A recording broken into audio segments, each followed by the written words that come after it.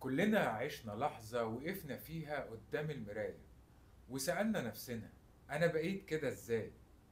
مش لأننا ضعاف، لكن لأن الحياة ساعات بتقرر تختبرك وإنت مش محضر نفسك. في اللحظة دي اللي بيكمل مش الأقوى ولا اللي عنده إجابات، اللي بيكمل هو اللي عنده الصلابة النفسية. النهاردة أنا بتكلم عن نوع خاص من القوة، قوة بتيجي بعد الخسارة، بعد الانكسار. قوة بيبان شكلها بسيط بس جواها عمق وندبات وتجارب.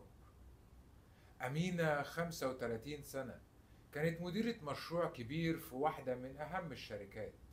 كل حاجة ماشية زي الساعة، وفجأة الشركة قررت إن هي تقلل التكاليف. وفي يوم عادي جدا جالها الإيميل المعروف: We regret to inform you. فهمت إن المرتب هيتقطع في يوم والتأمين كمان هيتلغي.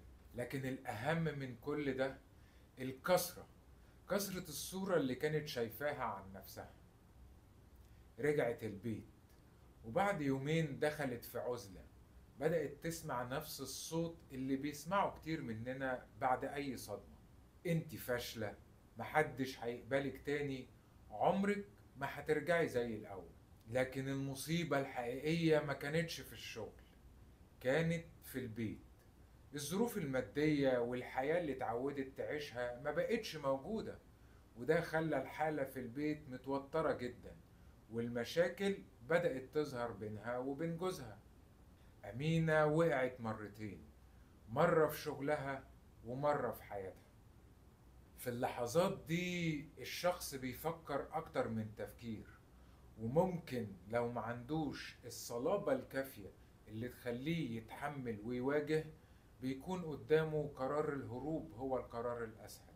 لكن لو في حد قرر مع أمينة إنها تبدأ صفحة جديدة، صفحة تفكر فيها لنفسها وتبدأ تاخد خطوات عملية حقيقية، يا ترى هيكون إيه الخطوات اللي ممكن تاخدها عشان تكمل حياتها؟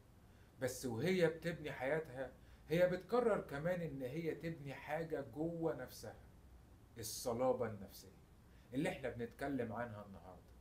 ممكن تكون ست، ممكن يكون راجل، ممكن حتى تتبني في طفل صغير. الصلابة النفسية مش حاجة موجودة في الجينات بنتوارثها، الصلابة النفسية حاجة بنتدرب عليها وبنبنيها واحدة واحدة. حتى لو ما كانش عندك صلابة نفسية، تعرف منين؟ ولو عندك صلابة نفسية، ازاي تقويها وازاي تستخدمها صح؟ ده اللي هنشوفه في كمالة الحلقة. بدأنا مع أمينة وقلت لها لازم تبقى عندك خطوات، خطوات عملية حقيقية تمشي بيها في رحلتك، لأن الوقوع سهل والانكسار هو اللي صعب. بعد سنة سألتها: إيه اللي خلاكي ترجعي تقومي؟ وقتها قالت لي وبكل صدق: وقتها أنا كنت حاسة إني على الأرض، بس الأرض دي طلعت مش النهاية، دي كانت بداية جديدة. وهو ده اللي اتبنى في أمينة.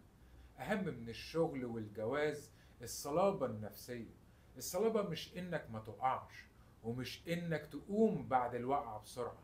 الصلابة هي إنك تبني نفسك من أول وجديد، من نقطة الصفر، وإنت بتترعش وبتشك لكن ما بتستسلمش. وعلم النفس بيسموها psychological resilience، وهي مهارة مكتسبة مش جينات زي ما قلت لك. دكتور جورج بونانو من جامعة كولومبيا بيقول إن الصدمة مش بتحدد مستقبلك، لكن رد فعلك عليها هو اللي بيحدد ده. وفي دراسة من جامعة هارفارد، الناس اللي بيفرقوا بين أنا موجوع وأنا منتهي بيتعافوا أسرع مرتين من اللي بيخلطوا بين الألم والهوية. الهوية اللي بتحددك. طب تعرف منين إنك محتاج تبني الصلابة النفسية؟ يا ترى أي تحدي صغير بيخضك، ولا ممكن نقد بسيط يكسر ثقتك في نفسك؟ هل كل سقطة بالنسبة لك بتخليك تنسحب من الناس، ولا كل خسارة بتحسسك إنك ضايع؟ كل دي معاني مش معناها انك ضعيف، معناها انك محتاج تدريب للصلابة النفسية، مش جلد للذات. ناس كتير اتربت على ان الغلط عيب، والعياط ضعف، الخوف لازم نخبيه. ولما كبرنا بقينا نفتكر ان الانسان القوي هو اللي ما يقعش، لكن الحقيقة الانسان القوي بجد هو اللي يقع ويعترف ويفهم ويبتدي من اول وجديد.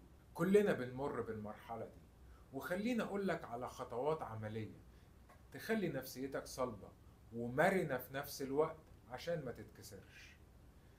لو وقعت اعترف. الاعتراف مش انكسار، دي أول نقطة في خريطة الرجوع. إحنا بشر ولازم نتقبل المساعدة.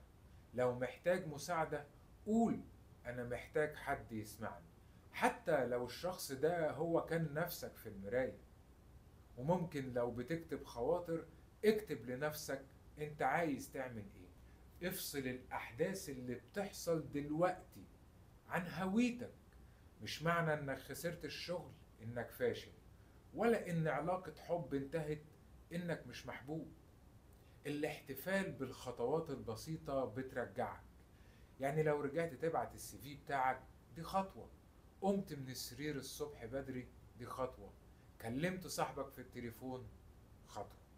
اكتب، اكتب كل حاجة على ورق عشان اللي بيحصل في يومك ترجع وتفتكره وتراجعه وتصلح منه. الصلابة مش بتتبني في يوم، بتتبني بلحظات صغيرة وقرار في كل يوم. أمينة النهاردة مش بس بدأت شغل جديد، لكنها بدأت تكتب كتاب عن تجربتها. قالت أنا حبيت نفسي وأنا بتكسر، لأن دي أول مرة أعرف أنا مين من غير ألقاب.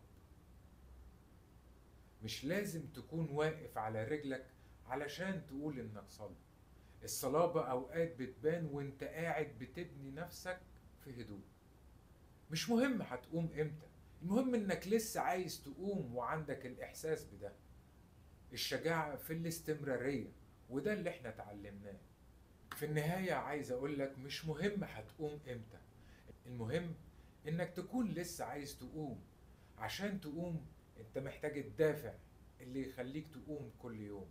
الإصرار والعزيمة هي دي مفاتيح الصلابة النفسية اللي بنتكلم عنها. ولو وقعت ما تتكسفش. أتمنى تكون الحلقة سهلة ومفيدة، وياريت تشاركني في الكومنتات. هل في لحظة حسيت فيها إنك وقعت جامد؟ وإيه اللي خلاك تتحرك تاني؟ وما تنساش تشارك الحلقة مع اللي ممكن يكون محتاج يسمع إن الرجوع مش مستحيل.